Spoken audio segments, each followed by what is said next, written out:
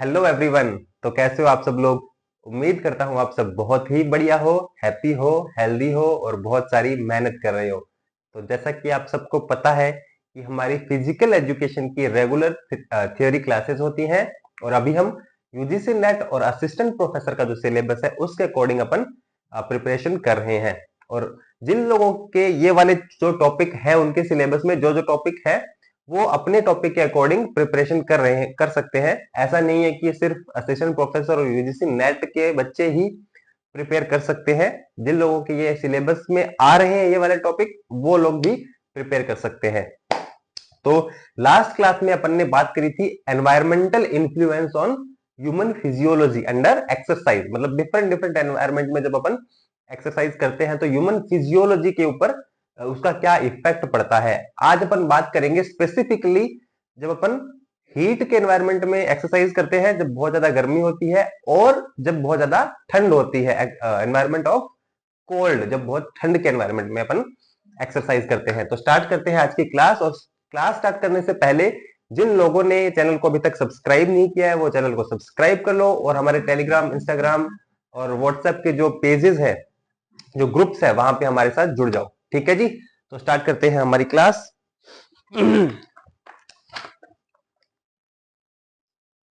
सबसे पहले अपन बात करेंगे exercise in heat. Exercise in heat. अब देखते हैं कि इसके बारे में थोड़ा सा अपन कॉन्सेप्चुअल चीजें देख लेते हैं। तो जब हीट में एक्सरसाइज करते हैं तो क्या होता है, increase in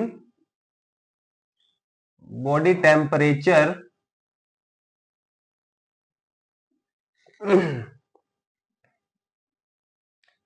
temperature 2-3 degree Celsius is normal, but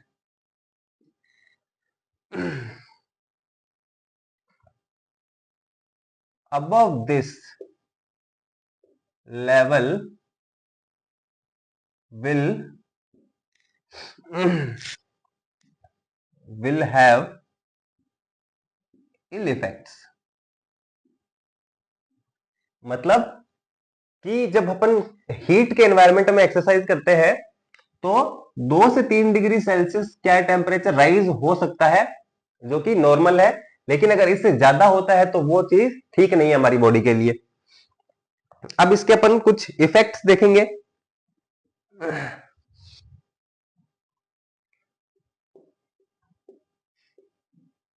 effects.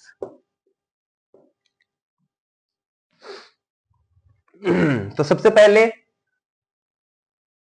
बहुत सिंपल सा है, एक्सेस स्वेटिंग। स्वेटिंग बहुत ज्यादा आती है, बहुत नॉर्मल सी बात है। इसके बाद जो सेकंड नंबर पे आता है उसको बोलते हैं thermal distress. Thermal distress. Thermal distress क्या है? थर्मल डिस्ट्रेस मान लो कि जो हीट की वजह से जो इल इफेक्ट पड़ते हैं ना, जो मतलब नेगेटिव जो स्ट्रेस आती है हमारी बॉडी के ऊपर, उसको बोलते हैं डिस्ट्रेस। थर्मल मतलब हीट की वजह से। तो ये क्या कर सकती है, मे कॉज डिहाइड्रेशन। इसकी वजह से क्या हो सकता है, हमें डिहाइड्रेशन हो सकता है। डिहाइड्रेशन का आपको पता ही होगा कि क्या होता है dehydration. Loss of fluid in body. Body में फ्लूइड का जो लॉस हो जाता है उसको बोलते हैं डिहाइड्रेशन। और क्या है, अब थोड़ा सा अपन देखेंगे कि फ्लूइड लॉस जो होता है ना हमारी बॉडी में, उसका किस लेवल पे कितना इफेक्ट पड़ता है। तो अगर अपन इसी को आगे लेके चलें, लॉस ऑफ फ्लूइड 2%। जब हमारी बॉडी में 2% फ्लूइड कम हो जाता है तो क्या होता है, डाउन परफॉर्मेंस। ठीक है, परफॉर्मेंस हमारी तो क्या होती है, वीक हो जाती है जब 2% हमारा फ्लूइड लॉस होता है। और लॉस ऑफ फ्लूइड आगे देखते हैं, 5% जब हो जाता है फ्लूइड का लॉस, तब क्या होता है, तब हमारी बॉडी में आता है फटीग और डिस्कंफर्ट।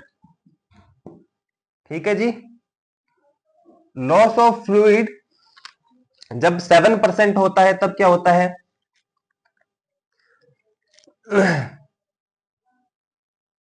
सलाइवेटिंग and swallowing difficulty. मतलब हमारी बॉडी में जो हमारे मुंह में जो सलाइवा बनता है ना, जो लार बनती है सलाइवा, वो बनना डिफिकल्ट हो जाएगा। और चबाना, किस चीज को चबाना, नहीं निगलना। चूइंग होता है चबाना, स्वेलोइंग होता है निगलना। तो जो निगलना है वो भी डिफिकल्ट हो जाएगा, क्योंकि सलाइवा नहीं बनेगा तो हम किसी चीज को निगल नहीं पाएंगे ना। और जो हमारे फूड पाइप है, इसोफेगस, उसके अंदर जो ये मान लो फ्लूइड होता है ना, जो मतलब जिससे क्या होता है, फूड जो होता है जो भी अपन खाते हैं बहुत ही मतलब स्मूथली अंदर जाता है, उस फ्लूइड की वजह से अच्छे से पास होता है उससे, इसोफेगस से। तो फिर वो भी डिफिकल्ट हो जाएगा, तो सलाइवा आना मतलब सलाइवा नहीं बनेगा और फूड को निकलना डिफिकल्ट हो जाएगा। और क्या है, लॉस ऑफ फ्लूइड जब 10% जब लॉस ऑफ फ्लूइड होता है तो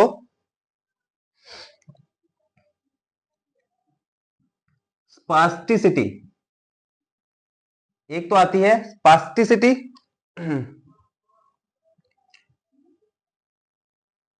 कोऑर्डिनेशन प्रॉब्लम। तो स्पास्टिसिटी क्या होती है, हमारी बॉडी में ना एक परमानेंट सी स्टिफनेस रहने लग जाती है। कोई भी उसके बहुत सारे रीजन होते हैं, बट अभी अपन बात कर रहे हैं सिर्फ लॉस ऑफ फ्लूइड की वजह से। मान लो कोई एक एरिया मेरा हाथ है ना, अगर यहाँ पे स्पास्टिसिटी हो जाती है ना, तो ये पूरी मसल्स यहाँ की टाइट हो जाएगी, बहुत ही स्टिफनेस आ जाएगी यहाँ पे। तो उस सिचुएशन को बोलते हैं स्पास्टिसिटी। और क्या होगा, हमारे कोऑर्डिनेशन प्रॉब्लम होने लग जाएगी, हम मतलब चल नहीं पाएंगे ढंग से, कोई चीज पकड़ रहे हैं तो अच्छे से पकड़ नहीं पाएंगे, तो कोऑर्डिनेशन की बहुत ज्यादा प्रॉब्लम होना चालू हो जाती है 10% पे। और जब 15% पे पहुंचती है तो लॉस ऑफ फ्लूइड जब 15% होगा तो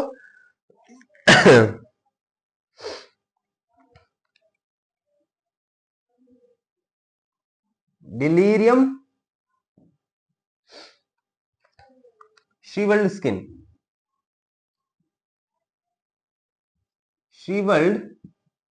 तो ये क्या होता है, डिलीरियम। डिलीरियम एक ऐसी मेंटल स्टेट है जिसके अंदर क्या होता है, हमें बहुत सारी मतलब कंफ्यूजन होने लग जाती है, हम कोई डिसीजन नहीं ले पाते टाइम पे, हम बहुत ही कंफ्यूज से रहेंगे, कोई डिसीजन लेना है तो वो अपन नहीं ले पाएंगे। तो उस मेंटल स्टेट को बोलते हैं डिलीरियम। और श्रीवल्ड स्किन मतलब सूखी सूखी स्किन, क्या होगा, सूख जाएगी, क्योंकि पानी की कमी बहुत ज्यादा हो जाएगी, तो क्या होगा, पूरी स्किन हमारी सूख जाएगी, उसको बोलते हैं श्रीवल्ड स्किन। और क्या है, 20% जब फ्लूइड लॉस होता है तो क्या हो जाएगी, डेथ। ठीक है जी, तो यहां पे कहानी खत्म। 20% अगर हमारी बॉडी में फूड फ्लूइड का लॉस हो जाता है तो फिर हमारी डेथ हो जाएगी। ठीक है जी, तो ये आपको थोड़ा सा आइडिया रखना है कि किस लेवल पे हमें क्या होना चालू हो जाता है फ्लूइड लॉस होने पे। ठीक है जी।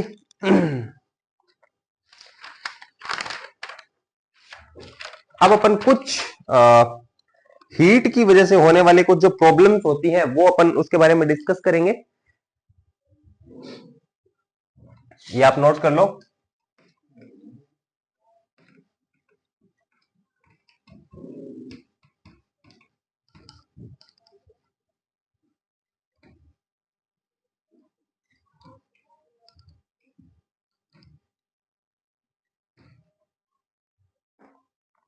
तो अब एक होता है heat cramps. Heat cramps, heat cramps क्या होते हैं?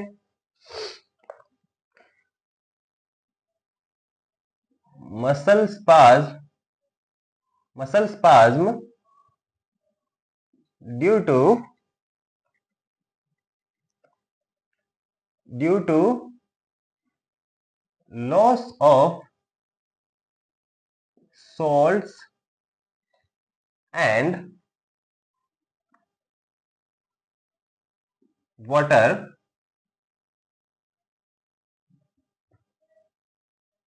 because of exercise।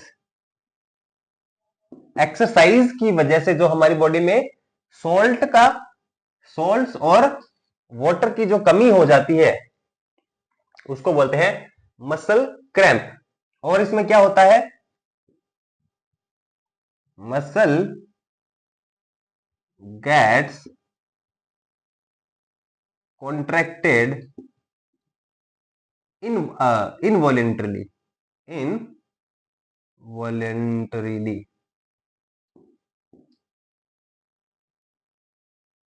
तो हमारी मसल क्या होती है? इनवॉलेंटरी। अगर अपन नहीं चाहेंगे ना तब भी वहां पे क्या होती है? कॉन्ट्रैक्शन हो जाती है। अब मसल होता है ना, कभी कभी क्रैम्प आ जाते हैं, तो मतलब वो क्या होता है? फ्लूइड की कमी से ही होता है, सॉल्ट्स और वाटर की कमी से ही बेसिकली क्रैम्प्स आते हैं। और होता क्या है, जैसे अचानक काफ में मान लो क्रैम्प आ गया, काफ में बहुत कॉमन होता है, तो अचानक से क्या हुआ, वहां की काफ की जो मसल है वो स्टिफ हो जाएगी, कॉन्ट्रैक्ट हो जाएगी, मतलब अपन चाहते नहीं है तब भी कॉन्ट्रैक्ट हो जाएगी। उसको बोलते हैं हीट क्रैम्प्स। और क्या है?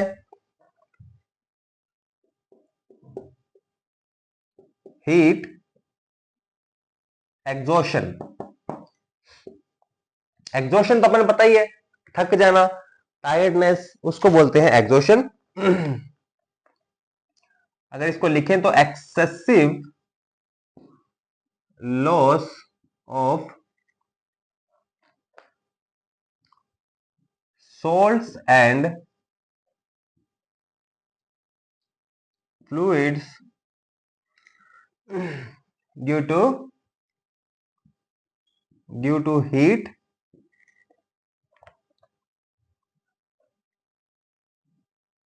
leading to decreased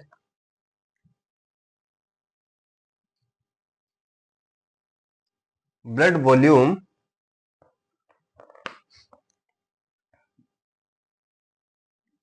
which lead to fainting and collapse। अब ये क्या बोल रहा है कि एक्सेसिव, मतलब इसमें तो क्या है, फिर भी उतना ज्यादा लॉस नहीं हो रहा है फ्लूइड्स का और सॉल्ट्स का। इसमें क्या होता है, बहुत ज्यादा लॉस होता है सॉल्ट्स का और फ्लूइड का, मतलब बहुत ही ज्यादा कमी आ जाए, उसकी वजह से क्या होगा, ब्लड की जो वॉल्यूम है ना वो क्या होगी, वो कम हो जाएगी। और ब्लड की वॉल्यूम जब कम हो जाएगी तो हमारी बॉडी को प्रॉपर ऑक्सीजन नहीं मिलेगी, है ना। उससे क्या होगा, फेंटिंग, मतलब चक्कर आने लग जाएंगे, है ना, मतलब और क्या होगा, अपन गिर जाएंगे, अपन आगे कुछ काम ही नहीं कर सकते ना। चक्कर आना, गिर जाना, कोलैप्स कर जाना, मतलब बिल्कुल ही अपन तो कुछ भी नहीं कर पाएंगे उसके बाद। ठीक है, तो फेंटिंग एंड कोलैप्स ये चीजें होने लग जाती है हीट एग्जॉशन में। इसके बाद और क्या है, हीट स्ट्रोक। हीट स्ट्रोक, अब इसको भी देखते हैं। ए life threatening, life threatening condition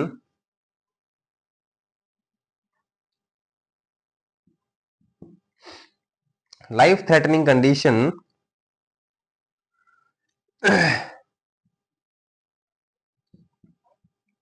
that result in very high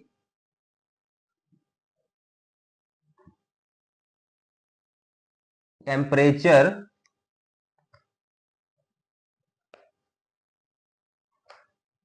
and mall function of body organs.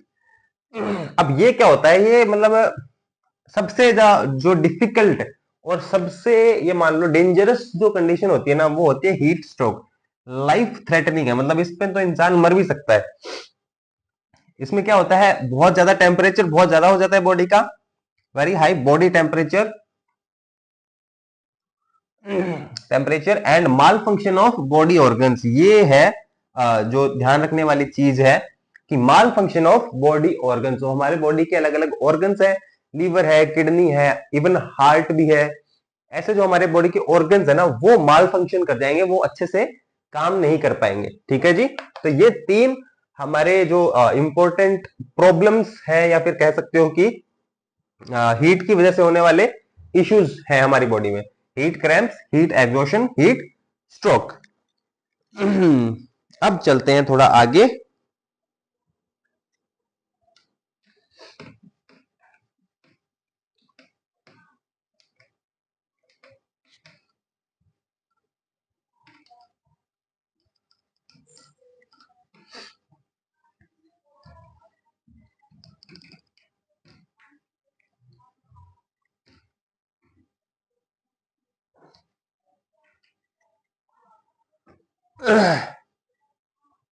अब है कि इसको ओवरकम कैसे किया जाता है ना? How to overcome, how to overcome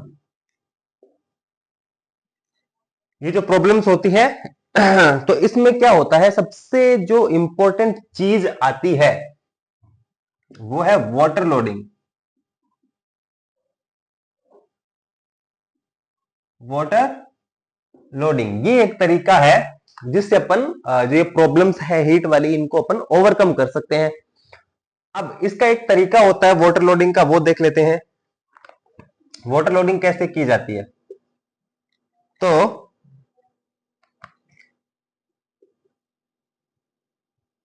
achieved achieved by drinking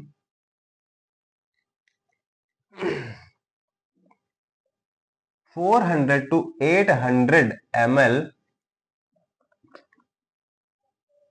of water within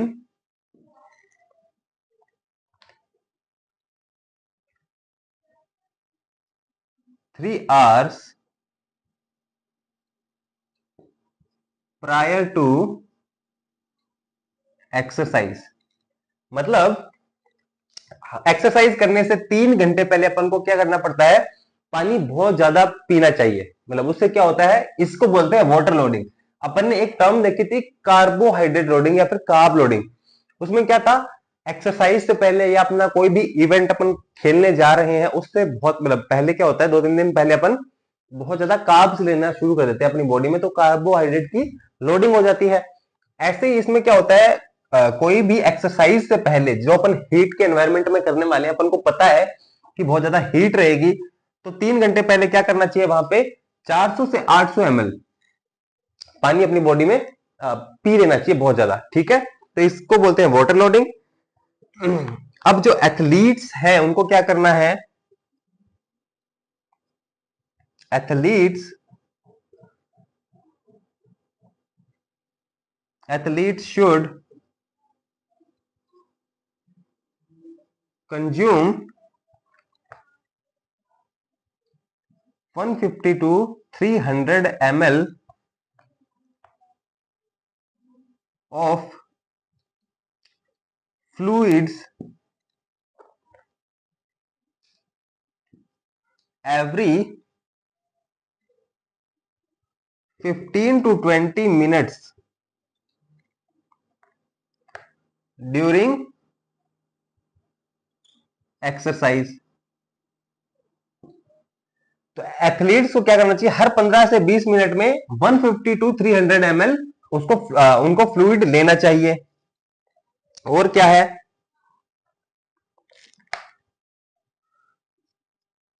if an athlete loses 1 kg of body weight during exercise, during भी नहीं, यहाँ पे आफ्टर एक्सरसाइज आएगा,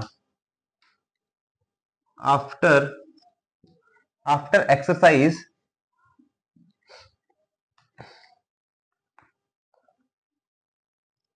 he or she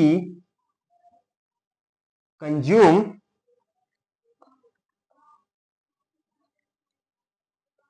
1.5 liter of fluid to achieve rehydration। मतलब अगर कोई भी athlete 1 kg 1 kilo उसका वेट कम होता है कोई भी इवेंट के बाद, कोई भी एक्सरसाइज करने के बाद, तो उनको क्या करना चाहिए, 1.5 लीटर पानी उनको एक्सरसाइज के बाद या फिर कोई इवेंट के बाद पीना चाहिए, ताकि वो वापस से रिहाइड्रेट हो पाए, पानी की कमी जो है उनकी पूरी हो पाए। ठीक है जी, तो ये है वाटर लोडिंग के तरीके, ऐसे की जाती है वाटर लोडिंग। ठीक है जी, अब चलते हैं आगे।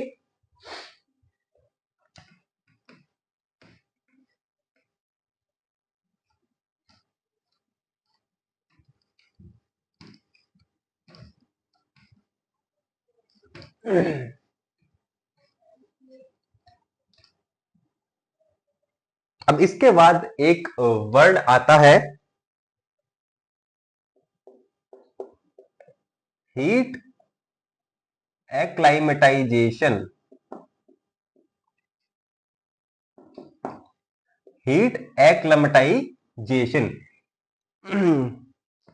एक्लाइमेटाइजेशन क्या होता है, मतलब किसी भी एनवायरमेंट में ढल जाना। कुछ टाइम के बाद अपन क्या होते हैं, और अपन इंडियंस को तो वैसे भी आदत होती है कि कुछ महीने ठंड रहती है, कुछ महीने गर्मी रहती है, कुछ महीने बारिश, कुछ महीने कुछ ऐसे ऐसे रहता है।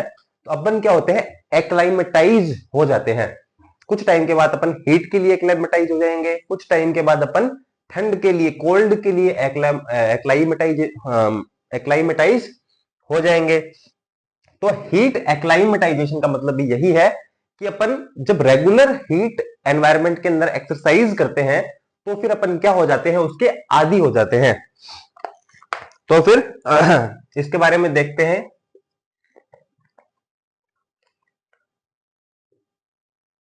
Regular exercise in hot environment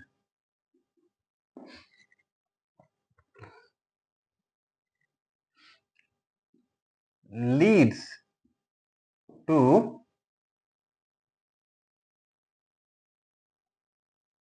physiological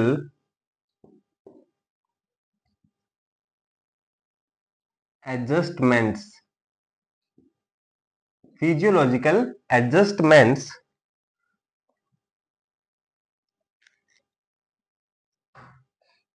to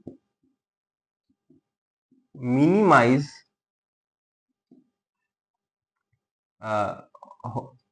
homeostasis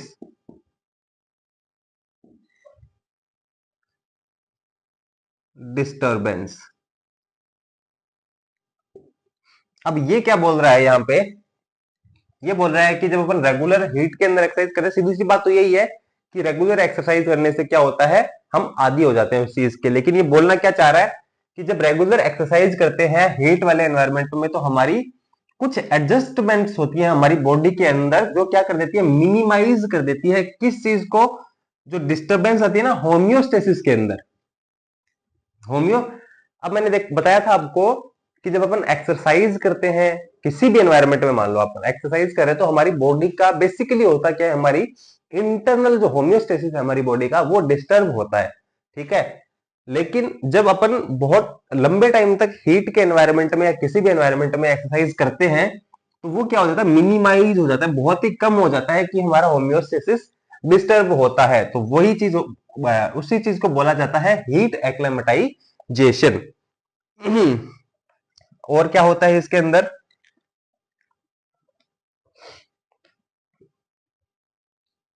result in 10 to 15% increase in blood plasma. अब ये क्या बोल रहा है कि हीट एक्लेमेटाइजेशन के बाद होता क्या है, 10 से 15% क्या होता है, इंक्रीज आता है हमारे ब्लड प्लाज्मा के अंदर, ठीक है, ताकि हम उस हीट वाले जो एनवायरनमेंट को अपन सहन कर पाए, ठीक है। एक्लाइमेटाइजेशन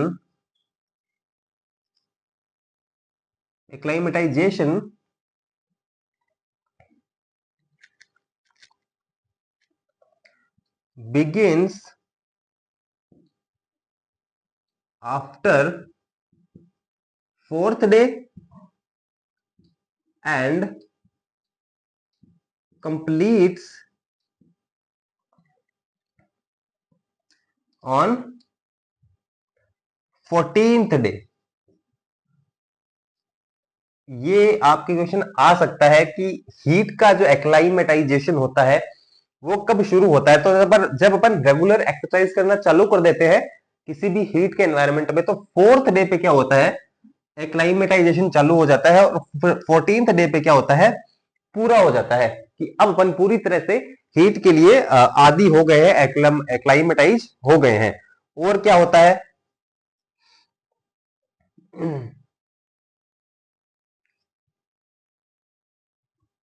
अर्लियर ऑनसेट ऑफ स्वेट या फिर स्वेटिंग, मतलब स्वेटिंग जल्दी आती है। और क्या होता है, आगे ही मैं लिख रहा हूं इसके, जल्दी आती है और हायर स्वेट रेट, मतलब ज्यादा भी आती है और जल्दी भी आती है। और क्या है, reduce reduced NaCl loss in sweating. अब जब स्वेटिंग आती है,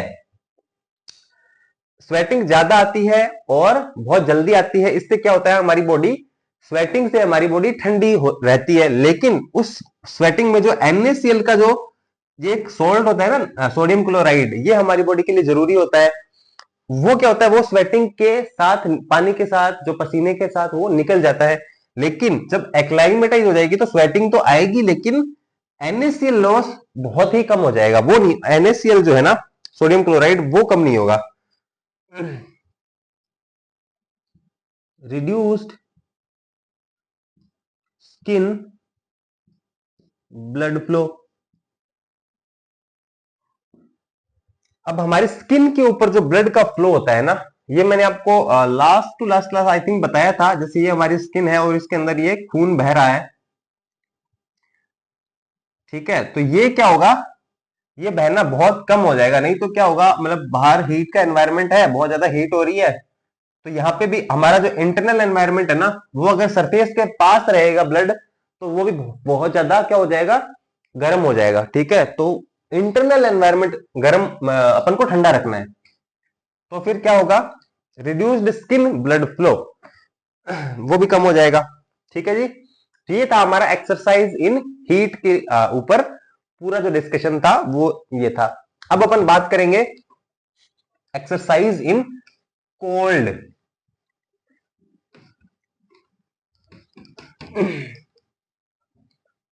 एक्सरसाइज इन कोल्ड,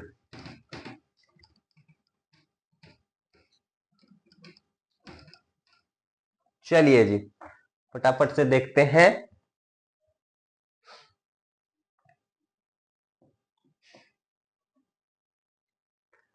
ठंड में जब एक्सरसाइज करते हैं तो फिर क्या होता है, तो अब जब हमारी बॉडी का temperature at skin temperature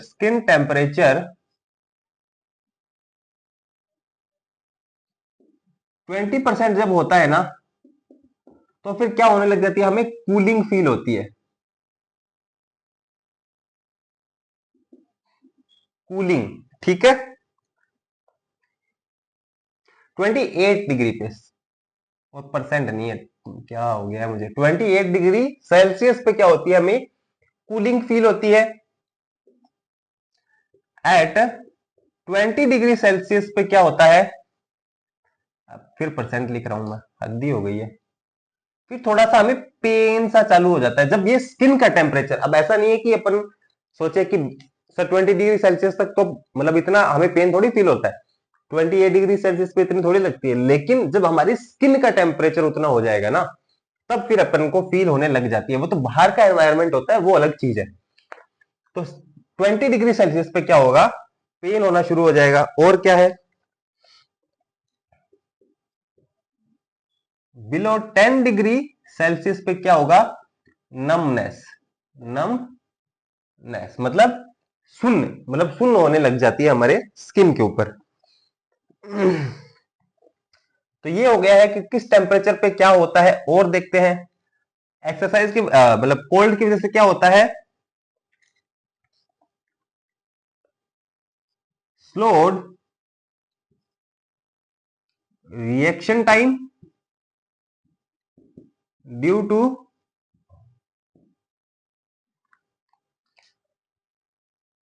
cold nerves, मतलब नर्व क्या होगी हमारी, कोल्ड हो जाएगी, ठंडी हो जाएगी, तो उसके वजह से क्या होगा, जो इलेक्ट्रिकल सिग्नल है ना, वो उतनी स्पीड से पास नहीं कर पाएंगे, तो हमारा रिएक्शन टाइम जो है ना, वो क्या हो जाएगा, स्लो हो जाएगा।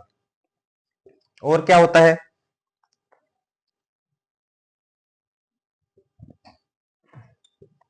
Glucose is used up more quickly,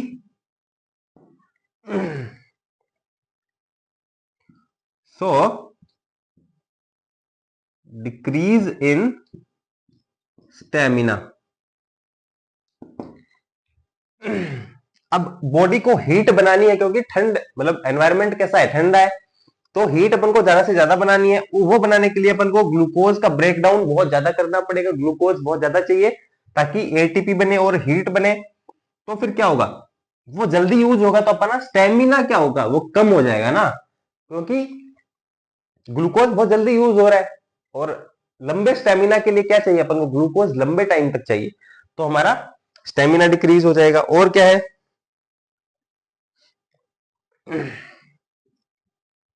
VO2 max decreases bye 5 to 6%, which means aerobic power decrease. ये क्या बोल रहा है कि VO2 मैक्स भी हमारी कम हो जाएगी। इससे क्या होगा, कितनी, 5 से 6% VO2 मैक्स हमारी कम हो जाएगी। उससे क्या हो, एरोबिक पावर बोल लो, या फिर अगेन आप स्टेमिना भी बोल सकते हो, एक ही बात है, स्टेमिना हमारा कम हो जाएगा, क्योंकि VO2 मैक्स जो है ना, वो हमारे स्टेमिना को ही बताती है। जितनी ज्यादा VO2 मैक्स, उतना ज्यादा स्टेमिना। तो VO2 मैक्स कम हुआ, तो इसका मतलब स्टेमिना भी कम हुआ और एरोबिक पावर भी कम हुआ, जो कि स्टेमिना ही होता है। और देखते हैं क्या है,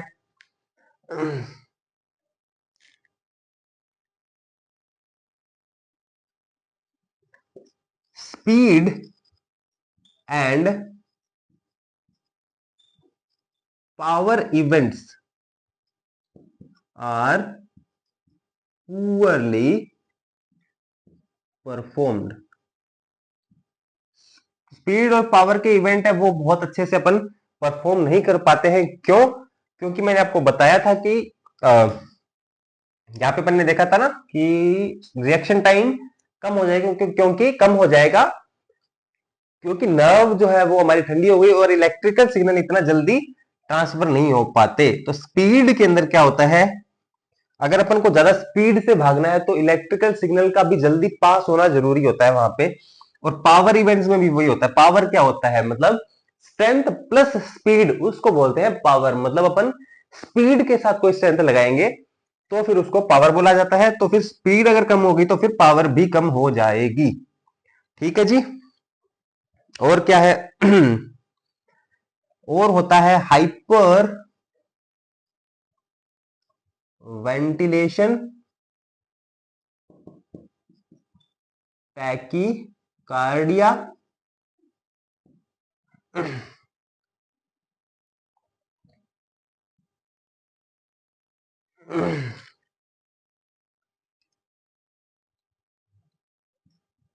राइज इन बीपी। तो ये क्या है? हाइपर वेंटिलेशन मतलब अपन को सांस बहुत जल्दी जल्दी लेनी पड़ेगी, क्योंकि ब्लड जो है वो बहुत मतलब धीरे धीरे मूव करेगा। धीरे मूव करेगा तो अपन को ऑक्सीजन ज्यादा चाहिए। ऑक्सीजन ज्यादा चाहिए तो उसके लिए अपन को सांस बहुत रैपिडली लेनी पड़ती है, जो ब्रीदिंग है, तो उसको बोलते हैं हाइपर वेंटिलेशन। तो ये हो गया।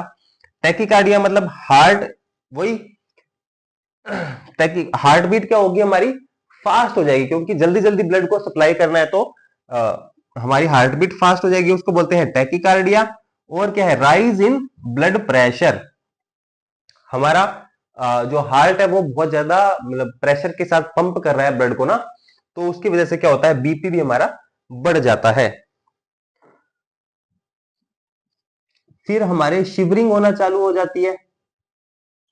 क्यों शिवरिंग क्यों होती है? क्योंकि मसल्स बहुत रैपिडली मूव करती है, ताकि वहां पे फ्रिक्शन फ्रिक्शन हो और हीट जनरेट हो। उसके लिए क्या होता है, शिवरिंग होने लग जाती है।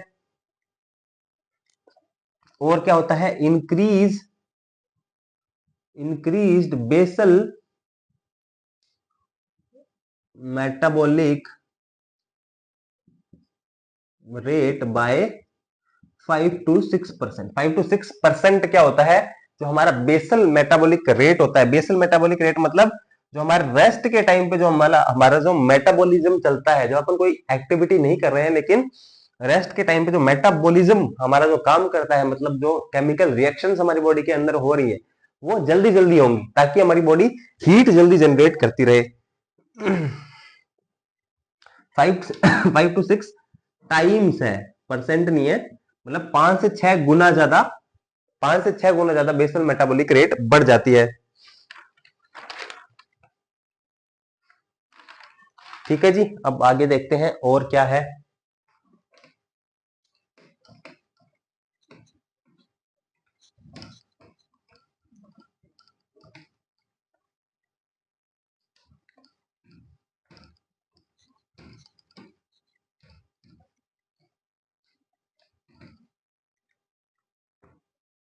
एक इसी के लिए टर्म आती है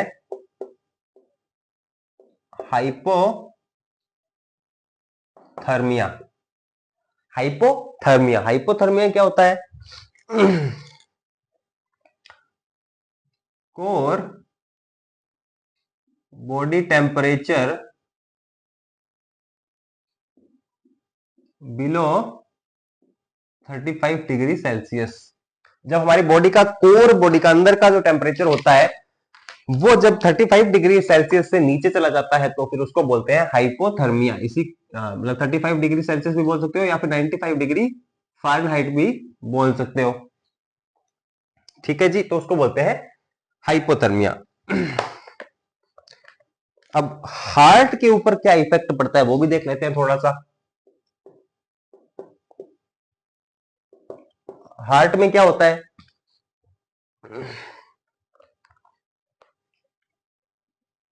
extra strain on heart. Heart के ऊपर एक्स्ट्रा स्ट्रेन, जोर ज्यादा पड़ता है, क्योंकि उसको ज्यादा काम करना पड़ता है। Risk of heart disease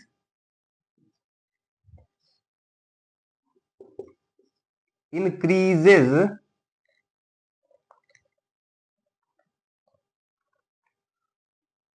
as core temperature drops below 32 degree Celsius and even more below 28 degree Celsius. मतलब हमारा हार्ट, पहली बात तो एक्स्ट्रा स्ट्रेन पड़ता है हार्ट के ऊपर, बहुत ज्यादा जोर पड़ता है। दूसरी बात, हार्ट डिजीज की जो रिस्क है वो बढ़ जाती है जब हमारी बॉडी का टेम्परेचर 32 डिग्री सेल्सियस के नीचे जाने के बाद, तो मतलब थोड़ी सी कोल्ड टेम्परेचर की बात हो रही है, तो थोड़ा सा रिस्क है वहां पे। लेकिन जब 28 डिग्री सेल्सियस के नीचे जाता है तो फिर वो रिस्क और ज्यादा बढ़ जाती है। ठीक है जी। और है इसके अंदर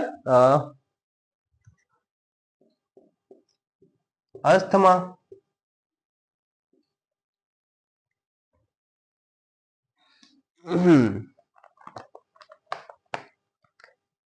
अस्थमा जो है can be triggered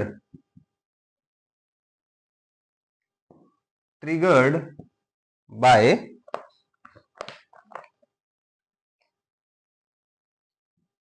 cold air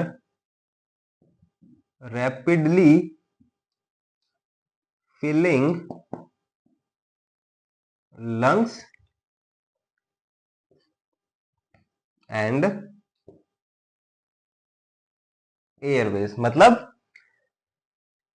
जो ठंडी हवा है ना, क्योंकि एनवायरनमेंट ठंडा है तो हवा ठंडी है वहां पे, तो रैपिडली जो है वो ठंडी हवा लंग्स के अंदर भरने लग जाती है, क्योंकि बाहर से जो अपन हवा लेंगे वो ठंडी है और लंग्स में ठंडी हवा भरेगी। और जो एयरवेज है, मतलब जो भी रास्ते से वो आ रही है हवा, वो पूरा रास्ता क्या होगा, ठंडा हो जाएगा। उसकी वजह से जो कंडीशन है वो अस्थमेटिक कंडीशन हो जाती है। अस्थमा के भी चांसेस रहते हैं वहां पे। और क्या है,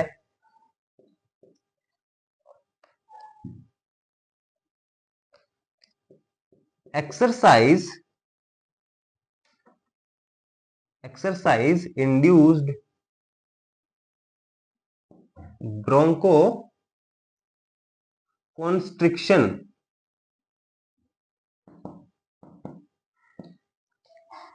एक्सरसाइज इंड्यूस्ड ब्रोंको कॉन्स्ट्रिक्शन, इसको लिख लेते हैं फिर मैं बताता हूं क्या है ये।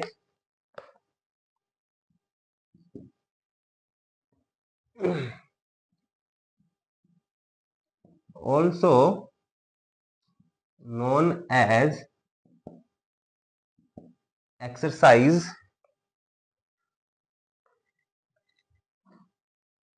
Induced asthma.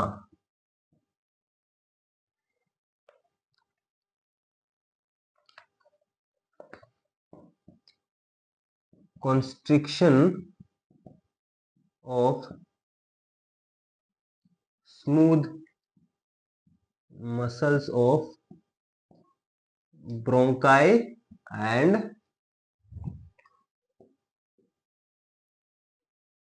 ब्रोंक्योल्स। एक अपन ने अस्थमा देख लिया कि लंग्स और एयरवेज ठंडे हो जाते हैं, ये है एक्सरसाइज इंड्यूस्ड ब्रोंको कॉन्स्ट्रिक्शन या फिर एक्सरसाइज इंड्यूस्ड अस्थमा। इसका मतलब क्या है कि जो हमारा ब्रोंकाई है और ब्रोंक्योल्स है, ये अपन ने रेस्पिरेटरी सिस्टम में अच्छे से बात किया हुआ है कि ब्रोंकाई कहां पे होता है, ब्रोंक्योल्स कहां पे होता है और इनका क्या काम होता है। तो मैं रिपीट नहीं करूंगा। तो पहले आप, मैंने बार बार यही चीज बोली है कि सीरीज से देखो, शुरू से देखो ताकि आपको समझ में आए। ठीक है। तो वो जो ब्रोंकाई और ब्रोंकियोल्स हमारे बॉडी में होते हैं, वो क्या होते हैं, उनकी जो मसल्स है ना, स्मूथ मसल्स होती है वहां पे, और वो जो मसल्स है वो क्या हो जाती है, कॉन्स्ट्रिक्ट होने लग जाती है। ठंड की वजह से क्या होगी, वो मसल्स कॉन्स्ट्रक्शन करने लग जाएगी, बहुत टाइट हो जाएगी। ठीक है। तो इस सिचुएशन को बोलते हैं एक्सरसाइज इंड्यूस्ड ब्रोंको कॉन्स्ट्रिक्शन। और देखते हैं आगे, छोटी सी चीज है वो अपन देख लेते हैं।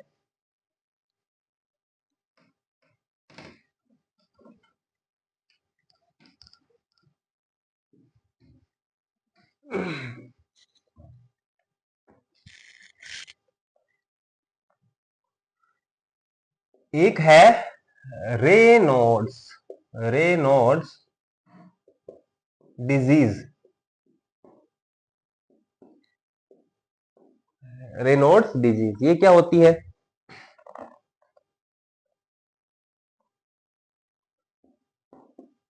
एक condition restricting blood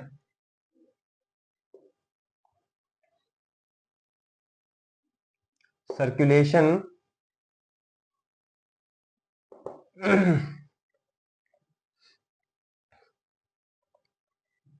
to peripheral parts of the body, Reynolds disease. तो ये क्या होती है? एक ऐसी कंडीशन है जहां पे क्या होता है, ब्लड सप्लाई है ना, ब्लड का जो सर्कुलेशन है वो peripheral part of the body, मतलब हमारे बॉडी का जो पेरीफेरल पार्ट क्या होता है, जो बॉडी का बाहरी हिस्सा होता है, ऊपर का हिस्सा होता है। जैसे कि अगर इसका अपन एग्जांपल देखें तो स्किन, बेसिकली यहां पे बात हो रही है स्किन के लिए। तो स्किन की तरफ जो हमारा बॉडी का जो फ्लो है, ब्लड का जो फ्लो है वो नहीं हो पाता है, ब्लड हमारी बॉडी स्किन की तरफ नहीं जाता है, या फिर ऐसे बोलो पेरिफेरल पार्ट्स की तरफ नहीं जाता है, तो फिर क्या होगा, हमारे जो बॉडी के जो ऊपर का जो हिस्सा है वो थोड़ा सा क्या होगा, सुन्न हो जाएगा, नम हो जाएगा, काम नहीं कर पाएगा अच्छे से। उस कंडीशन को बोलते हैं रेनॉल्ड्स डिजीज। ठीक है, तो ये लोग आप लोगों को ध्यान रखना है। तो आज की क्लास को अपन यहीं पे समाप्त करते हैं। अब अपन नेक्स्ट क्लास में बात करने वाले हैं specifically training at high altitude. ये बहुत इंपॉर्टेंट है और एग्जाम से बहुत पूछा भी जाता है। तो नेक्स्ट क्लास में अपन उसके बारे में बात करेंगे। तो ये थी आज की हमारी क्लास। उम्मीद करता हूं कि आपको क्लास अच्छी लगी होगी। अगर आपको वीडियो अच्छी लगी है तो वीडियो को लाइक कर दो, चैनल को सब्सक्राइब कर दो और सबके साथ शेयर जरूर कर दो। और हमारे जितने भी इंस्टाग्राम, व्हाट्सएप और टेलीग्राम के पेजेस हैं वहां पे हमें फॉलो कर लो। ठीक है जी, थैंक यू सो मच।